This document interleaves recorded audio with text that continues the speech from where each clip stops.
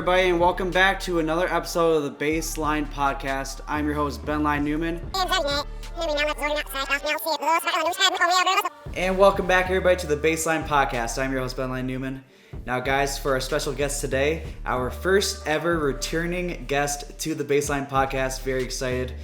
We've mentioned him before, but he is the creator of the G League TV Instagram page, and he also works for the NBA G League. Please welcome back my special guest, Jeff Key. Man, great to see you again, man. It's an honor to be the first returning guest, man. That's an honor. Yeah, absolutely. I'm so happy to have you back on. Honestly, means a lot to have you back on. So, Jeff, like I said, it's really great to have you back on. You were on this podcast 6 months ago, episode 9, nearly 30 episodes later, you were back on the podcast. By the time we had you on the podcast the first time, the G League season was starting to wrap up a little bit. So how has your off season been? The off season's been good. It's I'll say this, man. Once NBA stops, right, and once the G League stops, right, the good thing is that the NBA is next. Still have the playoffs and the finals going on. But then once the finals stop, man, it's like my whole world kind of stops. I feel like it's the same thing for you. There's Absolutely nothing to do. And then you kind of just waiting for summer league. And then when summer league's over, it's 2 months of just really sitting around waiting for the preseason to start. So, off season, there's still a lot of work to be done on the G League side. But man, I've just been dying for this time, start of the season, G League starting in maybe 2 weeks or so, you know what I mean? So this is always an exciting time of the year for me. Definitely. I feel you on that one. It can be frustrating, the constant start and stop of NBA off season because, you finish off playoffs, a month later is the draft, you have to wait another month for free agency and summer league and all that. So I definitely get that too. But, going off of that, what are some things that you might have been working on during the off season? Yeah, during the offseason, first we had the G League Elite Camp, right? So it's the best players that they're part of like the second tier of players that aren't invited to the NBA Combine, right? So they come and they display their showcase their skills in front of NBA scouts, G League scouts. So we had the G League showcase. We had the G League Elite Camp. That was part of it. And then we did work with the draft because with the draft, even though, I'm on the G League side, we had the G League Ignite guys come up. And so a bunch of them got drafted and pretty high, at that too. Marjon Beauchamp went in the first round. Dyson Daniels went in the first round. Jaden Hardy fell to number 37, right? But he's going to be a stud in Dallas. And he had that 21-point game. I think it was in his preseason debut. And then after that, I'm trying to think, it's been a little while. Oh, then we had Summer League, right? So then Summer League, we had a ton of G League guys playing in Summer League. So that's a lot of fun. And, to tell you the truth, that's 2 weeks where it feels almost like a G League season almost because, Summer League is just like, I would say 70% of those guys who aren't the rookies played in the G League either last year or the year before, you know what I mean? So it's almost like G League season 2.0 in a way. And then after that, man, it's just preparing for the G League season, the NBA season to start, training camp rosters are rounding out because a lot of the Exhibit 10 guys have gotten cut, right? So they're going to the G League. The rookies, the second rounders, they're going to come to the G League. And then tomorrow is actually the G League draft. So we're getting ready for that. And that should be really fun. A lot of big names are in the draft, like Norris Cole, who won all those championships to the Heat. He's in the draft. Sam Merrill, who was the 60th pick and played for the Bucks for a little bit. He's been a really good G League player. He's in the draft as well. Joe Wisecamp's in the draft. So it should be a good set of names being selected tomorrow. Yeah, for sure. That sounds super exciting. Honestly, it sounds like you haven't really gotten that much of a break. Yeah, it hasn't been too much reg. The thing about working in basketball, and you can attest to it now working with the Jazz and working with the Gold last year, is that there really is no off season, Maybe for the players there is, but there's always work being done. There's always something that the league is trying to improve on for next season that we're always brainstorming. And then also, I forgot to mention, in between this time, I actually had a G League docuseries that I created and got approved by the G League. And so the past couple weeks, I was actually in Sioux Falls, South Dakota, and then I was in Los Angeles filming. So it's called the G Code. So it's about kind of the long lost stories of G League history that doesn't get talked about. And, because the thing about it is this past year was the NBA's 75th anniversary. And that's all we did was talk about old legends, old stories that have made the NBA into what it is today, right? And so everyone knows about those stories and those players, but no one really knows about kind of the goats of the G League that have made the G League into what it is today over the past 21 years. Yeah, absolutely. And I saw that you posted about that. I was gonna ask you about that a little later. That sounds really amazing. And we will touch on that a little bit later For too. sure. But like I mentioned a little bit in the beginning, and last time you were on this podcast, about a year ago, you did start working with the G League, obviously. So I don't think we ever really touched on this last time, but what exactly is your job title with the G League? What does your role entail, and some things that you, I guess, do on a day-to-day basis. Yeah, so I'm a digital publisher with the G League. So we do like, everything that gets posted on the website, the social medias, stuff that gets run on TV. And I'm also one of the hosts of the G League show. And so that's one of the things I'm really proud of. Is it's called the Weekly G. And it started off as me when I first got hired, working behind the scenes of the show, helping gather like information, video clips, all the highlights for it. And then randomly, one of the hosts of the show had to call out, and they needed like a last second. It was like the day before, they needed a last second fill in for the show. And I was working behind the scenes. They were like, "Can you fill in for 1 week?" I was like, "I guess." I'd never been on TV or streamed or anything like that. And it just so happens that week, Isaiah Thomas was the guest that we were interviewing. So the next day, man, they were like, "You're interviewing Isaiah Thomas," and I got to interview IT. He couldn't have been nicer. He was just, a great dude. And then after that, they were like, "Oh, would just have you on the show as a regular." So after that, I was been on the show, and then now we're starting season 2 coming up. Yeah, absolutely. I remember us talking about that last time. It was super cool. I mean, obviously you got to interview him. I got to watch him play live as he did come to the Gold. So that's obviously super cool to see. Now, like we just mentioned, you did wrap up your first year with the G League this season. Talk about that first full year with the G League and some of your favorite moments from this past season. Ooh, that's a good one, man. I would say my favorite well, the year in general was just a great year for me. When I started G League TV almost 2.5 years ago, my whole reason for starting it was because I wanted to work in the G League. I mean, that was like something I was so passionate about since around 2015. That's when I started really becoming a fan, during those later years of the D League. And so when I started, I was like, maybe I can meet someone, maybe I can connect with players or people that work with teams, and maybe it can hopefully lead to a job. And so it actually led to me getting that job. So just being in the G League and working there, it was like a dream come true for me. And so in terms of the best moments of the year, I just had so many. Being at G League Showcase was a great opportunity because it was my first work trip essentially. And so we went to Vegas, and Vegas is just a whole different beast. You know what I mean? It was just so fun, and we got to interact with all these players and film a bunch of videos, do a bunch of interviews. And then throughout the year, a lot of the videos that I made, not only from Showcase, but just throughout the year, were actually published by the NBA. So they were shared by the NBA and posted by the NBA. And so that's cool because the NBA, the G League is still growing, right? I think the G League page is like 1.3 million followers, but the NBA page is just a machine in itself, right? It has maybe 60 million. I don't even know the exact number, but all these players, celebrities, fans all follow the NBA. So whenever I get something that I created that's published in pushed out by the NBA, it feels really cool for me. And then being at the G League Finals was something that I will never forget. It was my first G League Finals. I watched it on TV every single year, but there's nothing like actually being there and being in the locker room when the celebration was going on, them popping the champagne and stuff. It was just an unbelievable experience for me. Just having watched it on TV for so many years, having to experience it live was something like I'll never experience. I'll never experience, and also that I'll never forget. Definitely, I mean, definitely an incredible experience for sure. All that just sounds really amazing.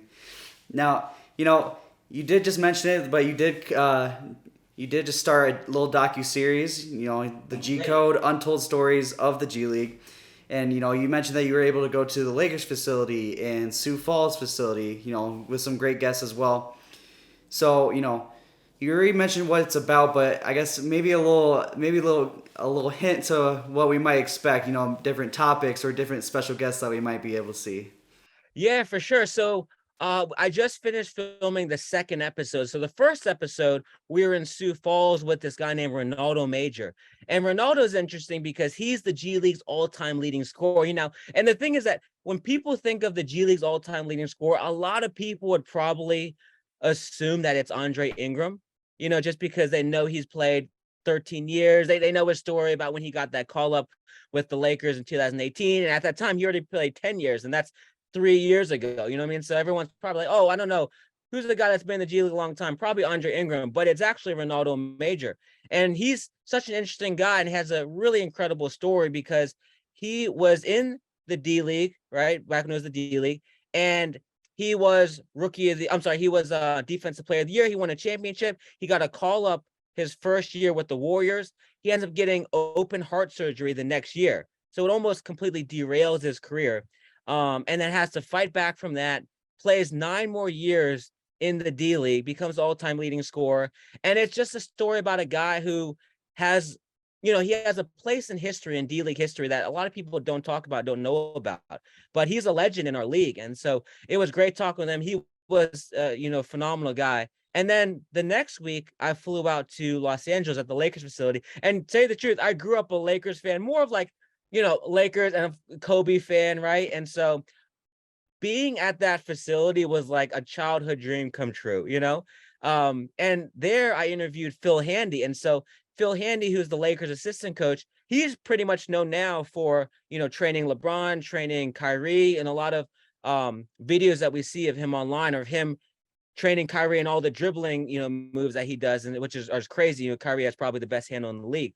And so I got to interview Phil Handy about his time in 2010 as a volunteer assistant coach with the Reno Bighorns. Now he's got plenty of money and he has a household name in the basketball community. But at that time, he was relatively unknown. He had just finished his playing career and he was just trying to get his feet wet in coaching. And so, he was on a Reno Bighorns team that had Jeremy Lin, Hassan Whiteside, Danny Green, Steve Novak. So this is actually, in my opinion, and what a lot of people think, is it's the greatest G League team of all time, and he on that team was a volunteer assistant coach. So we talked about that experience and like how much money he was making, and which was basically nothing, as a volunteer. He got like a little stipend, and just the talent level of that team. And so it was great. Both guys were phenomenal guys.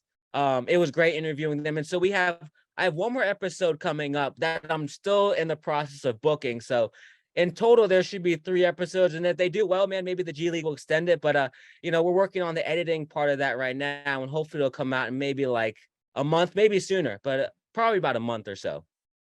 Yeah, absolutely. When that does come out, when is it? How will we be able to watch it? Yeah, it'll certainly be on YouTube. It'll be on probably all the platforms. It'll be on like Instagram, Twitter, YouTube, Facebook. And what I'm hoping for, and it's just kind of right now a pipe dream, is that maybe like NBA TV would pick it up. You know what I mean? If it did well on YouTube and things like that. So, but yeah, basically when it comes out, you can see on any of those platforms. Kind of going back to that as well, you did mention Ronaldo Major, all-time leading scorer in the G League, and Right.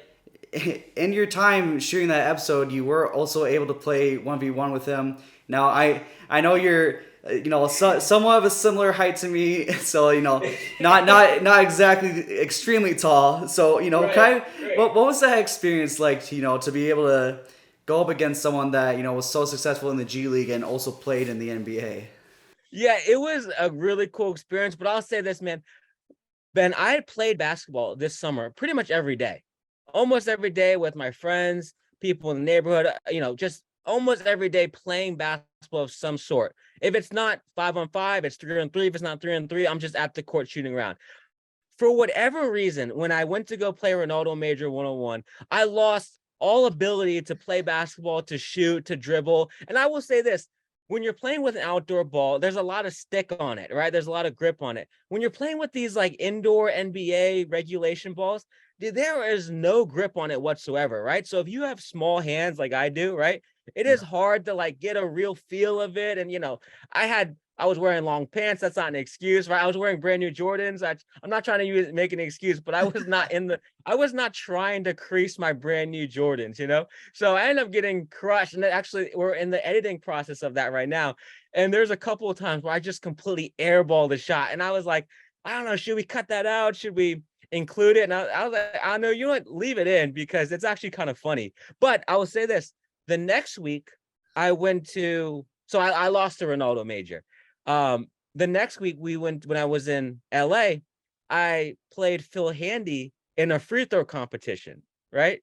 We didn't play 1-on-1. It was just to end the interview. We did a free throw competition, and I won. Okay, and I won. It was out of 5, and he made 4 out of 5. Okay, I go to the line and I miss my first, and this is all on video. So it'll probably, once we edit it, I'll probably include it all. I miss my first. And then I make 4 straight. Okay. So it's tied 4 out of 5, 4 out of 5. And then it's sudden death out of 1. He goes to the line first, clanks it. And I go to the line. I got to make it to win. Just calmly went up there and swished it. And I beat the GOAT, Phil Handy, 500,000 followers on Instagram or whatever, in a free throw competition. And man, like, it's just a free throw competition. If you and I played 1-on-1, you probably crush me. But there's something about that feeling when you beat someone who's like a basketball guru at their own game. You know what I mean? It just felt good in my heart. Let's go. Absolutely. I mean, I don't know. I'm not great at free throws. I kind of I kind of shoot him like Sean Marion a little bit, Oh, okay. Okay. but that's just the free throws though. Yeah. But that was the thing, was that I had to make 4 out of 5 because I missed my first. So I had to make 4 straight just to tie him. And I was thinking in my head, oh, I'm finished, right? Because there's no way I'm making 4 straight on the Lakers facility, in his home court. And the funny part was, I can't remember who was on the other side shooting around. It might have been Lonnie Walker, right? And I couldn't, in my head, I was like, Lonnie Walker's over there shooting around. I got to make these. But somehow, by the grace of God, I was able to find a way to make 4 straight and then hit the, sudden death shot. You gave him motivation. He had a great night last night. That's right. That's right. Now, Jeff, I honestly I don't remember if we really talked about this last time, but obviously it's no secret just how much you love basketball. But where did this love for the game really stem from? Oh, wow. It probably stemmed from when I was, just a kid, like any other kid growing up watching the game. And then when I was in high school, because I knew I wasn't going to play in the NBA, play college or anything like that, but I always wanted to work in basketball. So when I was in high school, my first ever job was interning for the local minor league team in my area, the local minor league basketball team in my area. And so, I'm, 16 years old or whatever, 16 and 17 years old. And at the time, when you're around minor league ball players, you're 16, you think that these guys are rock stars. At least I did, And so it was just a really cool experience being around these guys at a really young age, kind of learning the ins and out of what it took to work for a basketball team, even though it was at the minor league level, and that prepared me to work at the college level. And then, then now at the G League level. And so I think that's what it was, just being around these players all the time, interacting with them, being a young kid and just soaking up all that knowledge. That was really where it stemmed from. And that's how it grew into this kind of like obsession of wanting to work in basketball and wanting to work eventually in the G League. Yeah, absolutely. I mean, it was kind of similar to me a little bit. Pretty much a friend got me into basketball. He was a big Thunder fan, big Kevin Durant fan at the time, and what got me into basketball honestly was Derrick Rose. The year that I got, it would have been around 2010, 2011 ish when he won his MVP, and that's kind of what made me fall in love with basketball. Yeah, I remember that season like it was yesterday, you know what I mean? And that's the thing about when I think about these great players, whether it's Kobe, Derrick Rose. I never think of Derrick Rose on the Knicks. I never think of Derrick Rose on the Timberwolves. I think of Derrick Rose prime like 2011, no injuries on the Bulls, you know what I mean, at their best. And so I can see why you'd be inspired by him, because I say the same thing about, Kobe. I mean, Kobe was definitely a guy that inspired me, but even more than Kobe, those guys that I worked with when I was in high school, you know what I mean? Those players that were really like no-name players. They were kind of like local legends and local college stars, whatever, that played for this minor league team. I wish that they knew that they inspired me, you know what I mean? Because they probably would never assume that a guy like me would get inspired by them at a young age, and then it would evolve into, then someone, working in college basketball and then working in the G League, But if it wasn't for that experience when I was a young teenager, it probably wouldn't have, I probably wouldn't be in the G League today. I probably just working like a regular job, you know what I mean? Because at the young age, that's what kind of channeled that inspiration. Now, going off of that, you did mention being a Lakers fan before and a Kobe fan. You did grow up on the East Coast.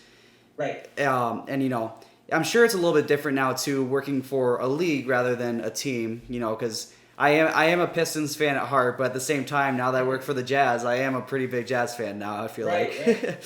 So, other than the Lakers and Kobe, who were maybe some of your favorite teams or favorite players to watch growing up? I think other than Kobe was Gilbert Arenas. Growing up in Maryland, DC is right around the corner.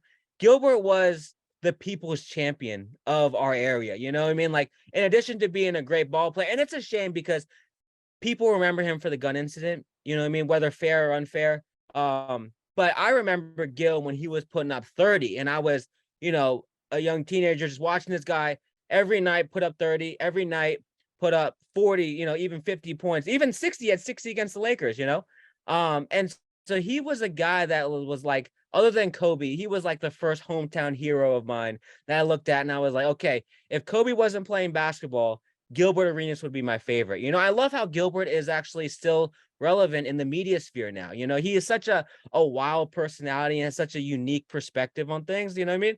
And he was the same way back then. Like back then, he was a guy that always spoke his mind. He was like the first NBA player to start vlogging or blogging or whatever, And then he was a guy that in the community, he was always known as like the most generous dude, right? So I love Gilbert for that, kind of well-roundedness. I know that, like I said, the gun incident's unfortunate, but if you take that out, he was great to the city and the city loved Gil, And then, really growing up, I didn't really like that many other sports. I kind of followed football a little bit, and I never cared about who won or lost. I never had a favorite team or player or anything like that. Never watched hockey, watched baseball a little bit. So it was really just basketball, basketball, basketball. If it wasn't the NBA, it was college basketball. And then, like I said, around 2015 or so is when I really started getting into the D League, and started going to D League games. And that became,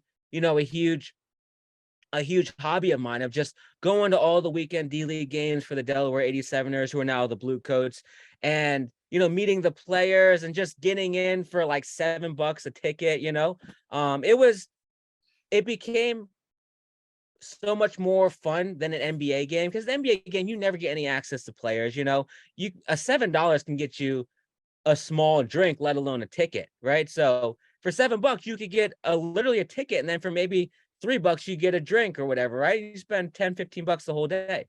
And so, I would say, like, when I think about my early days of just falling in love with the game, it was like watching the Lakers, watching the Wizards, and then working in minor league basketball, and then eventually going to those D League games early on. Yeah, for sure. Definitely a long history of just loving basketball. I love that. Yeah. Now, Jeff, moving on from that as well, the initial intrigue of having you on the podcast in the first time is that, like you mentioned earlier, in 2020, you did create that G League TV Instagram page, a platform for current news and great stories around the G League. When I had you on here back in April, that page was at 67,000 followers, but, it has grown immensely in this past year, and we'll get a little bit more into that later. But, 2 months after I had you on this podcast, that page actually reached 100,000 followers. A truly great milestone. So what did that moment mean to you? Oh man, I'll say this, man. I didn't realize it only had 67 when I first came on. But I would say this, for whatever reason, over the summer, because the summer is usually like the downtime, right? Where it doesn't grow very much. Because there's no new basketball news or anything like that. But for whatever reason, during the summer, things just started picking up really fast, even faster than it was during the season.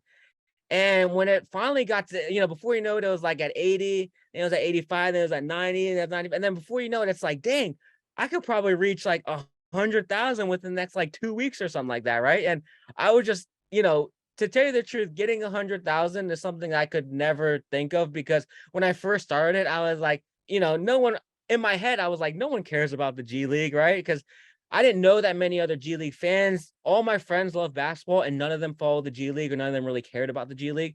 So I was like, man, I wonder how many people this will reach. And it was really slow to start. It probably took 2 months to get the first 1,000 or whatever, right? So when I hit the 100,000 mark, honestly, like I told my brother, I was like, we're gonna go out to dinner, like we're gonna go celebrate. We didn't do any of that, but it was just a cool feeling, man, because you know, 100,000 followers. There's probably at the time like 3,000 posts. You know what I mean? And so, so 3,000 times in that span, I went on my computer, made a graphic, made a video that attached to the graphic. And so it was kind of like a really nice reward for, something. And to tell you the truth, it happened relatively quickly. It probably happened within 2 years of me making the page, right? Because I know other people over those 2 years that have made pages as well. And, theirs are still growing, but growing at a slower rate. So, when it reached 100,000 in 2 years, I was actually relatively surprised. Yeah, absolutely. And since having you back on April as well, that page is honestly nearly doubled in followers, currently sitting at 125K, at the time of this recording. So, diving a little bit deeper into that, like you mentioned, this page has grown massively in just, a short amount of time. So what has that really meant to you to have seen that massive growth, especially this year? Oh, it's been really cool, man, because I didn't know this many people would be interested in the G League, And then it's also one of those things where, if you create something, it's kind of like your baby, right? You want to see it grow. And then anybody that consumes it, anybody that appreciates it, it means a lot to me just as a human being, you know what I mean? So that's what I'm not even really worried about like how much it'll grow, or like, I mean, of course the goal is to, now that it reached 100,000, is to one day reach like 200,000, right? But I'm just enjoying like interacting with all the people that follow the page, all the people that enjoy the G League, you know what I mean? That's probably the best part of it. But yeah, one day it's like, would I love to see it hit like 200,000? Yeah, yeah, for sure. But it's slowly, it's a slow progression. And then it's I take it like 1,000 at a time. You know what I mean? It's just like, okay, now actually today I hit 126, right? So now I'm like, okay, now it has to hit 127, then 128. You know what I mean? I don't even think about the 200. I just more think about 1K at a time almost. Now, along with that, you've been able to post so many different stories about so many different players on this page. So, what have been some of your favorite stories that you've been able to tell on G League TV? Oh, wow. I would say from this past year, my favorite have been the ones who don't really have much of a name. And then through G League TV, we've kind of been able to like beef up their name and their reputation a little bit. And then one of them is actually Craig Sword. So he's one of my favorite players in the G League to begin with, because Craig is a guy that if you look at strictly the box score, if you look at his stats year by year, it's not anything that would pop out to you. You know what I mean? Like 9, 10 points a game. Actually, not even 10. He's never averaged over 10 points a game, but around 9, 8 points a game. He rebounds well for a guard. He passes okay, right? But he is just one of the grittiest defenders that I've seen in the G League. And so he really didn't have much of a name coming into the last couple of years, but through G League TV, I think we'd be able to beef that up a little bit. And for whatever reason, I actually made a post about him, calling him the next Gary Payton the second, right? And then I showed clips of him playing defense and stuff like that. And somehow it got like 150,000 likes and went viral, kind of went viral on Instagram, right? So guys like that, who just work so hard and have a very unique game and skill set to offer, I love putting those guys on. And then the D3 guys, the D2 guys, the JUCO guys that come into the G League. And again, they don't really have much of a name. They're trying to build their reputation. My favorite this past year was Eric Demers, who actually led D3 in scoring back in 2021. He averaged I think 32 points a game. And so he led D3 in scoring. He comes to the G League, Early on really wasn't playing that much, but throughout the season played pretty well and averaged about 8 points a game. And then about 2 weeks ago, he got signed to an Exhibit 10 by the Celtics. Now, it was like a sign and waive, right? So it was just something that they could secure his G League rights. And so he's going back to the main Celtics. But through that Exhibit 10, he's able to get 50,000 additional dollars, right? On top of his G League salary, And so I like putting those guys on just because without G League TV, I feel like they wouldn't have really a platform to showcase what they have to offer. You know what I mean? And these guys are really unique in their stories and their background. And so I love telling it because, I think the fans too love hearing about these guys as well, because of course there's a lot of big names in the G League too, right? So a lot of guys that get assigned and sent down to the G League, whether it's like Isaiah Thomas or, Lance Stevenson, there's like headlining names. And then there's like the middle tier guys who are, pretty decent sized names in college. Maybe they won a championship, maybe they made a Sweet 16 or whatever. And then there's like the lower tier guys, right? And so I think that the one of the main purposes of G League TV is to give those lower tier guys the exposure that they kind of deserve. Yeah, absolutely. And I remember us talking about Craig Sword last time you were on because, like pretty much right after we had you on the podcast, the Gold played the Capital City Go Go where Sword was playing, and he absolutely tore us up. So I absolutely remember Craig Sword.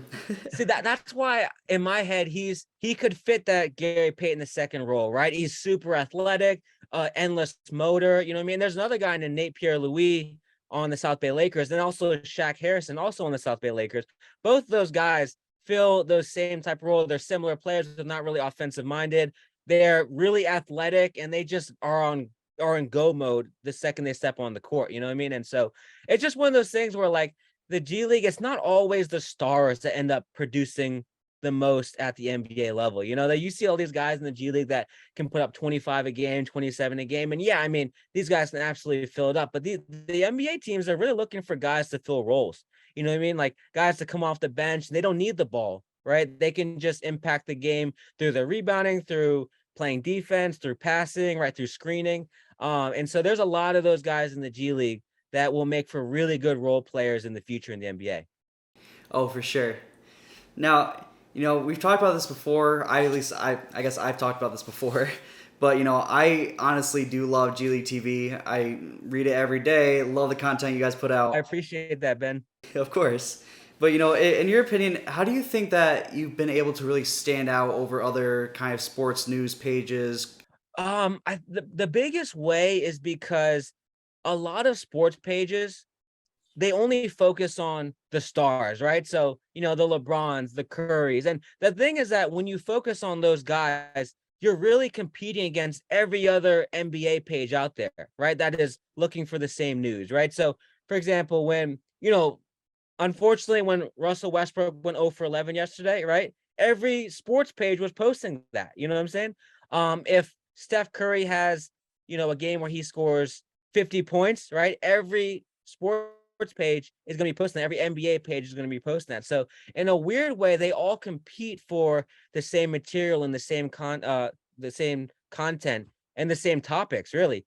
But there's no page other than really G League TV and really the main G League page that focuses on just the G League guys, right? And so whenever I meet someone or interact with anybody and they want to start a page, they want to, create their own outlet, I always say, think of something that hasn't been tapped into yet. You know what I mean? Whether it's like the G League or the Ball League in Africa, or maybe even the WNBA, something like that, where there's a lot less exposure and the people that really appreciate it will consume it. You know what I mean? And they'll flock to it because they'll be like, there's no one else offering this thing except for this one page, And so I think that's the biggest way we've been able to stand out, is just offering content that other pages don't typically focus on because it's the G League. Yeah, for sure. And, going off of that as well, I did read on the Instagram page, I want to say like a few days ago, that, 47% of players that are currently on NBA rosters, at some point in their career, they played on a G League team. Right. So what does that really mean to you to be able to see the success that the G League has had at really improving these players' skills in the game? And, just how cool is it to really see that number grow year by year? Yeah, the 47% was amazing to see because it's an all-time record. And I think it goes to show how much the NBA parent teams value their affiliate teams. You know what I mean? And so year by year, more teams are sending their first rounders out, not just their second rounders, because years ago it was like, okay, the two-way guys, of course, they're going to play in the G League. Like the non-drafted guys, of course, they're going to play in the G League. The second rounders will probably, and then the first rounders likely not, right? But the way that it's been the last 2 years, you see on a pretty, common occurrence, lottery picks even playing in the G League, right? Because they know that, hey, listen, this guy is 19, 20 years old. He might not be ready for the big lights of the NBA yet. Come down to the G League, develop your skill set, play 35, 40 minutes a game, right? You can make mistakes in the G League where you can't really make mistakes at the NBA level because so much is on the line. But if you go down to the G League and listen, you're struggling with your turnovers, you're missing a couple of shots, there's really not that much that's going to happen in terms of repercussions, right? It's just, okay, you live to play another game and you get better from it. And so I think a lot of these teams are realizing, hey, we can send these young 19, 20-year-olds down here. They can play a ton of minutes. They can get the exposure and the practice that they need, the game experience that they need. And then, maybe we call them up in a month or so, 2 months or so, and they'll be a lot more prepared to play heavy minutes potentially in the NBA. So I think it goes to show that the NBA parent teams are trusting the G League. They're trusting the system, the coaches. And that's the thing, is that the 47% was for the players, but I'd be really curious to see like how many staff members from G League teams are also getting calls up to the NBA. You know what I mean? Like, how many guys that are working for the Utah Jazz now were once working for the Salt Lake City Stars? I'm just as interested in that because, it just shows that the G League is developing more than players. They're developing coaches, general managers, social media directors, marketing directors, ticket sales directors, right? So all of those people are using the G League as a platform to really like boost their skill levels until they're ready to go to the NBA. Oh yeah, absolutely. And it's funny that you mentioned that because you know I'm gonna say he followed me, but obviously last year for the Gold, Jason Terry was the head coach, and he and I moved down here around the same time. He's now an assistant coach for the Jazz under Will Hardy, so that's obviously been really fun to see. Just kind of that development of coaches as well, and along with that too, super excited to see Johnny Juzang, who's gonna be on a 2-way contract with the Jazz. Went undrafted, but college legend at UCLA, so super excited to see him for sure. Now, speaking of the NBA as well, you mentioned it a little bit earlier. I'm not sure how many videos you have on that page at this point, but you have been able to show off your storytelling skills a little bit and have had multiple videos now on their page. So what has that meant to you to be able to have your work shown off like that? Yeah, that's really cool, man, because as of now, I think I'm at 11 videos shared by the NBA or collab with the NBA, and the thing is that, with the NBA, it's like they only post and repost and, collab with like the best stuff, right? So 11 times the people from the NBA said, yeah, your video is cool enough to be on our page, right? To be on our platforms. And so that's been a really cool experience. Just because, like I was saying before, so many it's like what 60 million followers, right? And that's celebrities, that's all the stars, and singers, entertain, whatever, right? And so the way I look at it, I was like, whenever I get a video that's reposted or shared, whatever, by the NBA, I'm always thinking in the back of my head, I wonder what celebrities have seen this. You know what I mean? I wonder what my favorite rappers or favorite actors, actresses like have seen this video, right? That I just don't know. You know what I mean? Has LeBron seen it? You know what I mean? Has like Jason Tatum, has Lucas seen it, right? So like in the back of my head, I always wonder that. And the thing is that I know that they've seen at least one, right? I mean, out of 11, they might not have seen all 11, but one of them, they had to have seen at least one, right? So that's always a really cool experience. And then, my goal is to just, you know, for me, it's cool to have the video out there, but also for the G League, it's cool that the G League can advertise themselves on the NBA platforms. You know what I'm saying? Because like I said, the G League page has, I think it's like a little over 1 million followers. The NBA has like 60 million followers, right? So it's just a group of people that probably most of them don't know what's going on in the G League. So whenever they do share one of my videos, it's more of an opportunity for these people to know what's going on in the G and then showcase the talent level of the players. Yeah, absolutely. I mean, like you said, those players have got to see at least one of them. You can't go 0 for 11 like Russell Westbrook did. Right. I can't go 0 for 11, man. I at least go 1 for 11, dude. Like, I know LeBron has seen one. And to tell you the truth, now that I'm thinking about it, I kind of want to go through the likes. I don't know how I'd do that. I mean, they probably get like, there's just so many likes on the NBA page, right? I guess maybe I could type in the name or something like that. And if LeBron ever shows up, man, I would freak out. You have to send me if it happens. Yeah. Now, obviously we mentioned this a little bit before, but the G League rosters aren't fully confirmed yet at the time of this recording. The G League draft is tomorrow at the time of this recording as well. But from an insider's perspective, who might know a little bit more about the rosters around the G League, who are some of the players that you might expect to make a big impact this year? I mean, you already mentioned Eric Demers and Craig Soar, but who are some other players that you expect to make a big impact? Oh, that's a good question, man. Well, certainly a lot will come tomorrow through the draft. If Norris Cole gets selected, that'd be cool. He's an old savvy vet. He could probably help a team. If Sam Merrill, wherever he gets drafted, he's been a 20 points per game guy in the G League in the past. So wherever he gets drafted to, he'll probably average 20 again. Same with Joe Wieskamp. In terms of the new guys, I mean, I think my favorite will be Kenny Lofton Jr., who's on a two-way right now with the Memphis Hustle and the Memphis Grizzlies. And so he's a guy that I got to see play live at the G League Elite Camp. And I got to interview him as well. He was just the nicest dude and just plays.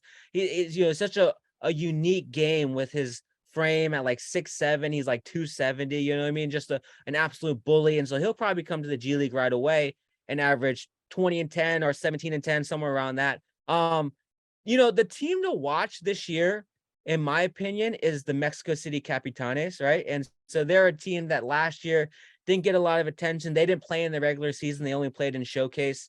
And they're coming this year absolutely stacked. Jahlil Okafor signed with them. You know what I mean? And Jahlil Okafor, he didn't really pan out in the NBA, but when he was a rookie, he averaged 17 a game. And I just know that he can come in the G League right away and get 25 and 10 right away. You know what I mean? They have Jahlil Okafor. They have Shabazz Napier, played with the Heat, played in the league for a while, won the championship with UConn. So they have Napier, Jahlil Okafor. They just got Mason Jones, who was a 25 and 5 player last year for the South Bay Lakers and was all G League first team. And so I'm looking at this team. I'm like, wow, you pair those three with Alfonso McKinney, who's a 20 and 10 player from last year, and then Gary Clark, who will get you 20 as well. Like, they have just so many options. Now, the weird thing with the G League, I say not weird, the unique thing with the G League is that a lot of times the best team, they don't win the championship because all those guys end up getting called up. You know what I mean? Jahlil Okafor, if he's averaging 25 points a game, he's going to get called up. Shabazz Napier, if he's getting like 17 and 8, whatever, he'll get called up. Same with Alfonso McKinney. So even though this team looks absolutely stacked right now, I'm pretty sure that by the end of the year, all these guys will be in the NBA, if not most of them, And to tell you the truth, the one that I'm really looking forward to seeing is Willie Cauley-Stein in Rio Grande Valley this year, because he was a guy that I really liked in college and he didn't really pan out. He had some good years in Sacramento, but he's another guy that just, super athletic, really high motor. I think that he could probably use the G League as a way to get back into the NBA. So yeah, there's a lot of guys that old veterans that are probably still considering whether or not they should come back to the G League, like Lance Stevenson. He's not signed right now, so I wonder if Lance will give the G League a shot again. Isaiah is not signed right now. I wonder if he'll give the G League one more chance. And so I think the way that it's going to pan out, we're going to see a lot of veterans the way we did last year. Yeah, absolutely. That'd be cool to see. I mean, that Mexico City team does sound pretty crazy. Now, going off of that, you mentioned earlier that, last year you were able to go to Vegas for the G League showcase. You've been able to travel around a little bit with the G League so far, but, what are some travel plans that you might have this season? Yeah, so this season, in a couple weeks, I'm actually going to Rio Grande Valley. And I was there last year for their whole playoff run and finals run. But I'm going to Rio Grande Valley for their championship celebration ceremony. I'm sorry, their ring ceremony. And so I'll see, them get their rings, the banner being unveiled, and so that'll be a really cool experience. During that same time, we're doing like a media day thing with the Vipers. So, it's like a picture day thing. We get a bunch of videos, interviews and stuff like that for socials. So I'll be at Rio Grande Valley, and then I think about a month later, I'll be in Austin, Texas, doing the same thing with the Spurs. And then the next month, I'll be in Canada, actually, to do the same thing with the Raptors 905. And so the thing is that throughout the season, there's probably going to be a lot of like travel opportunities that just come up on the fly. You know what I mean? Like if Isaiah Thomas were to sign with the Gold again, you know what I mean? Maybe they'll just send us out last second to go to Grand Rapids to go cover that game, and then of course there's Showcase, right? So Showcase is in Vegas again, and like I was saying before, man, Vegas is just like a different beast. It was my first time in Vegas, and so when they say New York is the city that doesn't sleep, that's a lie, man. I'll say this: there is nothing like Las Vegas, like 3 a.m., 4 a.m. People are just leaving their hotel rooms to go out, and so I'll be there for Showcase. But yeah, it'll be a lot of like traveling around for like the marquee games. Like I said, if players get signed on the spot, maybe we'll go out and cover those. I'll probably be in Vegas again, actually in Henderson, Nevada, to see Ignite at their new arena. So there's going to be a ton of opportunities this year to just travel around and go see everybody. Awesome. Well, hopefully we see you down here in Utah, or maybe I'll meet you at the Showcase. Maybe you can give me a little pass. I will definitely see. Like my goal is to actually go to all the G League arenas. So one of my goals when I was a kid was to go to all the NBA arenas. That's still on my bucket list, but now since I'm in the G League, I'm kind of using it as an opportunity to like fulfill one of the dreams of going to all the G League arenas. So I've gone to probably like maybe 7 so far, maybe 8. I haven't really actually kept count, but I've gone to a good amount. But this year I'll probably go to a bunch more, and then hopefully by the end of it, I'll go to every single one of them. I will say this, man, like I was thinking about this the other day. There's still 2 teams in the NBA that doesn't have a G League team. So that's the Suns, who got rid of the Northern Arizona Suns, and then the Blazers don't have a G League team. So I'm always like, there's 30 teams now. And then because there's 2 that are not affiliated with teams in the Capitanes at Ignite. And I'm like, what is stopping the Blazers from getting a G League team? You know what I mean? Like for a franchise that should be developing their young talent, right? It just makes no sense to me. They don't have a team. And then the Suns got rid of their team, right? And so that's kind of a bummer. I'm not sure which team I think is worse, like the Blazers for not having a team or the Suns for having a team and then getting rid of it. You know what I mean? But I don't know. That was something I was talking about yesterday. I was like, man, there's still 2 teams that, don't have a G League team for whatever reason.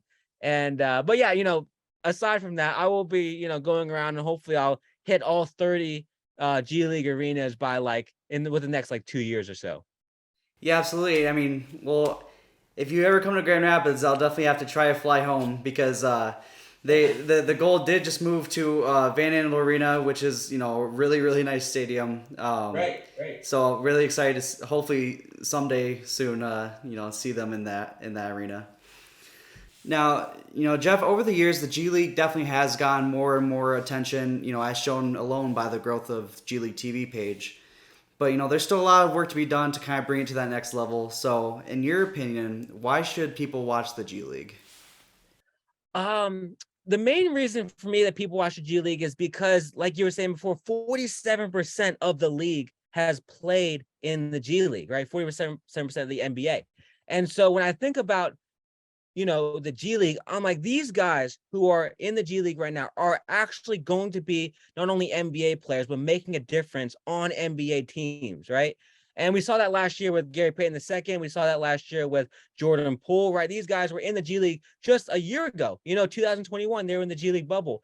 And then last year, they were such key pieces to the Warriors winning their 4th championship, right? So these are going to be not just the bench warmers, right? I mean, of course, some of these G League guys are going to get called up and they are going to warm the bench. It's just how it works, right?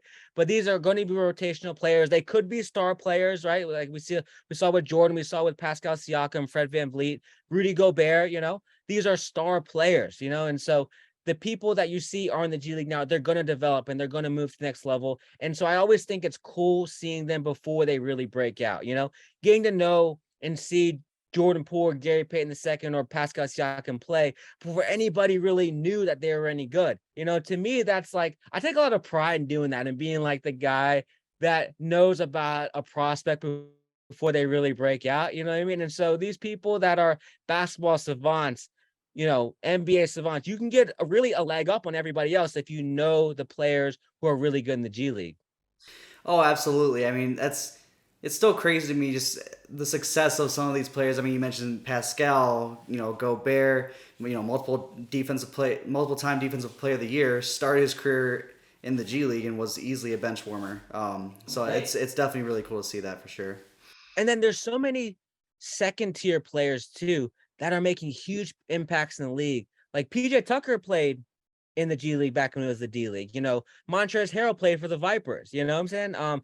Tim Hardaway Jr. played for the Austin Spurs. You know what I'm saying? So like all these guys who are averaging 15 points in the league now, they're not superstars, but they're contributing members of really good NBA franchises. And all these guys play in the G League. So it's just it's just an opportunity for these people to know about players before they really break out. And then also, you know, you learn so much about the G League just by watching more and more games. You know what I mean? For all these people that are trying to learn basketball, trying to break into the industry, you know what I mean? Like I think that there's a lot of opportunity in the G League and knowing about the G League, because that's how I got my job, right? It was just by knowing a ton about the G League when everyone's just focused on the NBA.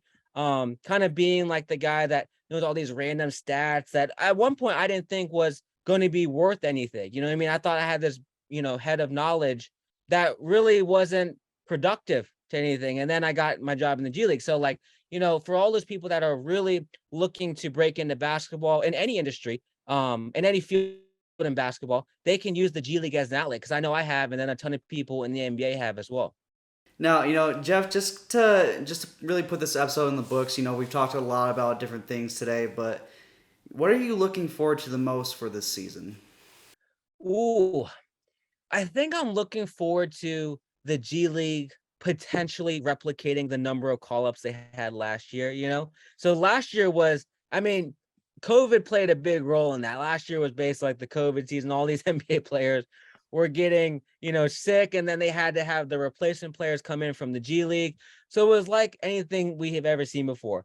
Typically around like 40 to 50, maybe sometimes in the 60 range call-ups happen every year. Last year was, I think it was 147, so I would love to see over 100 get called up this year. You know what I mean? Because there are over 100 guys in the G League that deserve NBA call-ups. So I'm excited to see that. I'm excited to see how Ignite does, because Ignite this year, we saw them against Metropolitans 92. They are an absolutely stacked team. I'm not talking about just the young guys and Scoot Henderson. I mean, the veterans they have on their team, John Jenkins, he's averaging 20. He's averaged 20 in the past in the G League. Cameron Young is a 20-point scorer. Eric Mika is a double-double type of guy. So they have all these really, really good players around out their roster. So I looked at that team and I was like, they could actually compete this year. Last year the team wasn't very good. They didn't really mesh very well. The first year with Jalen Green, it was like their tryout year. You know what I mean? It was their first year, was kind of like, just we'll see how this goes. But year 3, they actually have a stacked roster. And I could see a team like that making a pretty good playoff push later in the season. But I think, like I said, the main thing is these guys getting called up, them getting an opportunity to play in the league, even if it's just a 10-day. And then hopefully a lot of these guys end up making big impacts in the NBA, and this leads to them staying in the league for a long period of time. Yeah, absolutely, and I'm very excited to see that as well. I'm hoping that the NBA does a similar thing they did last year, where they brought four G League Ignite guys for the All Star game, for Right. one of the rookie sophomore showcases. Really hoping to see that again too. For sure. And actually, one more thing, Ben, I'm excited to see. I'm excited to see the G League guys who were in the G last year and how they'll do in the NBA this year. Mhm. And like I said, most of them will be the 13th, 14th, 15th guy off the bench. You know what I mean? And that's okay, right? But just them being on a roster after a lot of them have grinded years in the G League and them getting that big salary in the NBA, even if it's like a minimum contract, it's still just a huge win for them, their families, the league, the teams, all that together. Oh yeah, absolutely. I mentioned this on an episode a few weeks ago, but just for the goal alone, Davon Reed's back on the Nuggets. Right. I still love that video of him locking up LeBron. Yes, that's right. And then, speaking of LeBron, Matt Ryan, who was also on the goal last year, is now that 15th man on the Lakers roster. Yeah. One of the best 3-point shooters I've honestly seen with my own eyes. Yes, Matt Ryan, and he's gonna have some opportunities this year to really showcase himself because the Lakers don't have that many shooters. And the first 2 games of the season, he's played a good amount of minutes. Last night I think he had 5 points off the bench, which is not bad for a guy that was in the G League and working at a cemetery 2 years ago. Right. You know what I'm saying? And so he's gonna have some opportunities throughout this season to really showcase. And I wouldn't be surprised if we see a couple 12, 15-point games out of him, a couple games where he maybe hits 3 or 4 3-pointers. He's capable of all that because we saw in the G League. I think that once he gets comfortable in that system, because he really just got signed a couple weeks ago, so he's still learning the system, learning all his teammates, learning what playing with LeBron. So give him a couple weeks, man, give him a little time. And I think that he'll be a guy that's off the bench that you look at as, okay, when he's in, he can give us 2 3-pointers in 10 minutes, Well, Jeff, I just want to thank you again for coming on. It really means a lot for you to be my very first returning guest. Super excited to see, you getting 15 or so more videos on the NBA page within the next year and a half or so. And, really excited to see just overall the G League season this year too. I appreciate that, Ben. Thank you so much, man. And I'll say this, when we first met, you're working for the Gold, and now you're working for the Jazz, man. I'm really looking forward to where both of us are in 5 years. You know what I mean? Because we're going to continue climbing the ladder, continue to do great things in the league and follow our dreams. And so I think there's a lot ahead for both of us. Absolutely. And, we finally got to make it happen, Jeff. We've talked on this podcast twice. We've DM'd each other on Instagram multiple times, but never met in person. So we got to make that happen. That's coming. That's coming for sure. Awesome. Thanks, Jeff. Thank you. And that's going to wrap everything up for us today, guys. Thank you so much for tuning in to this episode of the BaseLINE Podcast. Thank you to Jeff Key for coming on, talking about his career with the G League. So happy to have him back on. First ever returning guest to the BaseLINE Podcast. I love it. Getting ready for the G League season. So excited. If you guys enjoyed this episode, make sure to like, subscribe, share with a friend. And of course, if this is your very first episode of the BaseLINE Podcast you have ever watched, make sure to go check out my other videos as well. Put in a lot of effort into these videos, and I would just appreciate the support. If you guys enjoyed the music as well, make sure to go check out Hidden Harmony, who makes some really great beats. Link for them will always be in the description below. And with all that being said, guys, thank you so much again for tuning into this episode of the BaseLINE Podcast. I'm your host, Ben Newman, and we'll catch you guys next time.